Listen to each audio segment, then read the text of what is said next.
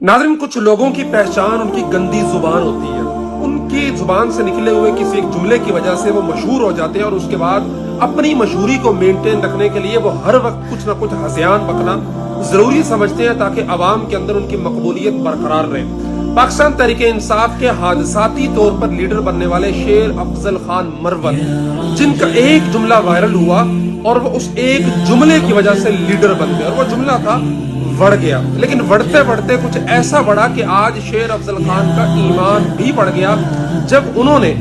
अपनी गंदी सियासत के अंदर मरियम नवाज शरीफ को ट्रोल करने के लिए हजरत हिंदा रजी अल्लाह ताला अन्हा से तशबीह देते हुए कहा कि मरियम नवाज की मिसाल हिंदा की तरह है जो अवाम के चबाए हुए मेंढियट के खून के अंदर लिपटी हुई है। हजरत हिंदा वो सहाबिया जिन्होंने रसूलुल्लाह सल्लल्लाहु अलैहि वसल्लम के हाथ पर इस्लाम कबूल किया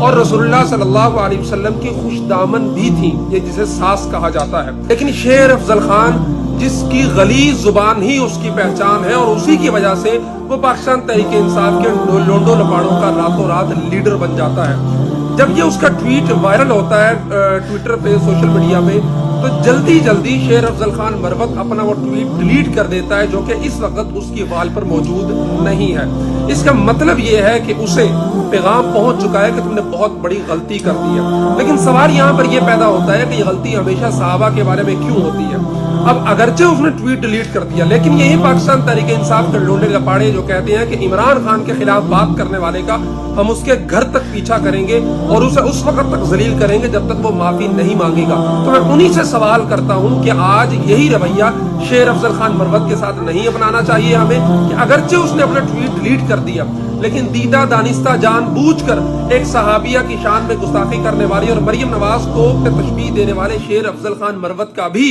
सहाबा इकराम रिजवानुल्लाह अलैहिम अजमाइन के दीवानों को इसी तरह पीछा नहीं करना चाहिए, उसको उसके घर तक नहीं जाना चाहिए जब तक कि वो अपनी इस दीदा दलेरी पे, अपनी इस बदजुबानी पे माफी न मांग ले। और उसको हमें ये बताना चाहिए कि तुम जो वड़ जाना के पीछे बढ़े हुए थे, अब हम तुम्हें बताएंगे कि असल वड़ जाना